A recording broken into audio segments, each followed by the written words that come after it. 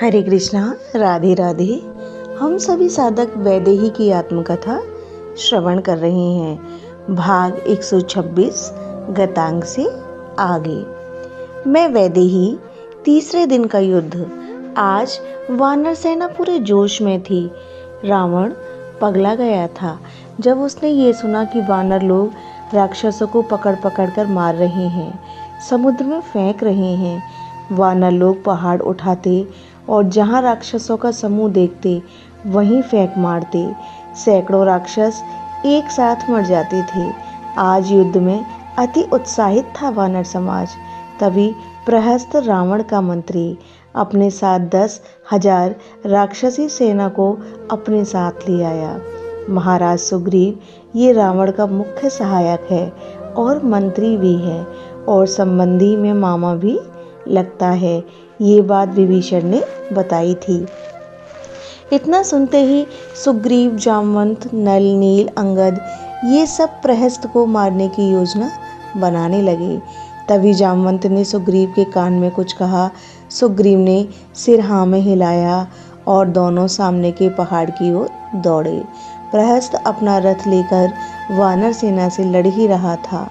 विशाल पर्वत को उखाड़ लिया दोनों ने मिलकर, सुग्रीव और जामवंत ने, और दोनों ही पर्वत को लेकर दौड़े प्रहस्त की ओर। प्रहस्त ने देखा, वो डर के मारे पीछे भागने लगा। तभी पीछे से हनुमान आ गए। वो रुक गया। रुकना उसकी मजबूरी थी।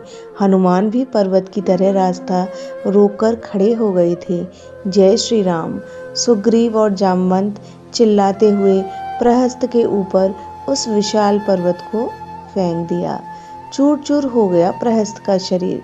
त्रिजटा इतना कहकर चुप हो गई। फिर क्या हुआ बताना त्रिजटा। त्रिजटा मुझे राक्षसी माया के द्वारा बैठी बैठी सब देखते हुए युद्ध का हाल अशोक वाटिका में ही बता रही थी। आगे अपने पसीने पहुँचे त्रिजटा ने। वो भी थक गई थी, पर फिर शून्य में ताकते हुए मुझे बताने लगी थी। रामप्रिया, रावण को ये सूचना मिली कि प्रहस्त मारा गया। टूट गया रावण। उसने अपना रथ श्री राम की ओर दौड़ाया और मेरे पिता विभीषण श्री राम से कह रहे थे। रावण का ये प्रिय था, बचपन से ही दोनों साथ में रहे थे, इसलिए प्रभु अब रावण का पागलपन चरम पर होगा। हमें सावधान रहने की ज़रूरत है। तभी रावण का रथ तीव्रता से आ गया। राम, तुमने आज मेरे प्रहस्त को मारकर अच्छा नहीं किया। त्रिजटा, तू मुस्कुरा क्यों रही है?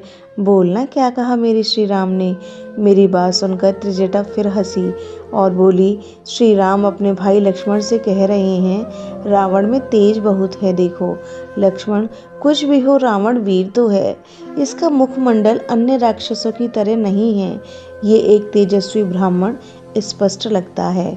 मेरे श्री राम इस समय रावण की प्रशंसा कर रहे हैं। मुझे भी आश्चर्य हो रहा था। राम, मुझसे युद्ध करो, रावण ने ललकारा श्री राम को। पर रावण ने लक्ष्मण के ऊपर बाण का प्रहार किया, राम के ऊपर नहीं। हे राम प्रिया, लक्ष्मण मूर्छित हो गए हैं। त्रिजटा के मुख में भी चिंता की लकीरें स्पष्ट दिखाई दी। अब क्या हुआ? मैंने घबराकर त्रिजटा से पूछा। अब तो अपनी मायावी शक्ति से रावण आकाश में चला गया है और वहीं से बाणों को चला रहा है। लक्ष्मण का क्या हुआ? मैंने पूछा। लक्ष्मण को जामवंत ले गए और बूटी सुघाई है। लक्ष्मण उठ गए हैं। त्रिजटा प्रसन्न हो गई है ये कहते हुए। लक्ष्मण के स्वस्थ होने की बात से मैं भी प्रसन्न हो गई थी। अब आगे हनुमान श्री राम के पास गए हैं और उन्होंने श्री राम से कहा है, मायावी से इस तरह नहीं युद्ध होता भगवान। आप मुझे गरुड़ बनाएं और मेरी पीठ पर बैठें, फिर युद्ध करें। राम प्रिया, श्री राम को ये बात ठीक लगी है। श्री राम बैठ गए हैं हनुमान की पीठ पर। एक ही बाण से रावण रथ सहित नीचे गया। उसकी मायावी शक्ति को नष्ट कर दिया श्री राम ने। दूसरे बाण से रावण के धनुष को तोड़ दिया।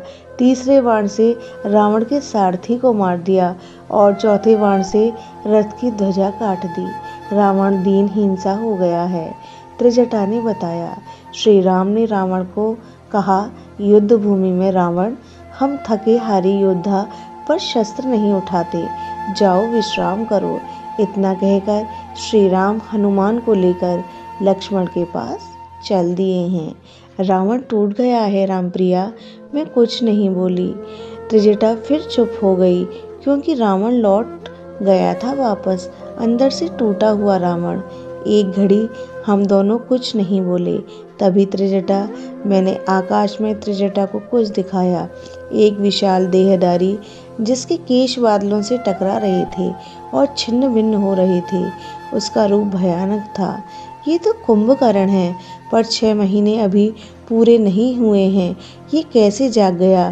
त्रिजटा के माथे में चिंता की लकीरें थीं। मैं उसे देख रही थी। रावण के भाई कुंभकर्ण को ये रावण से ज़्यादा शक्तिशाली है, त्रिजटा ने ही मुझे बताया था।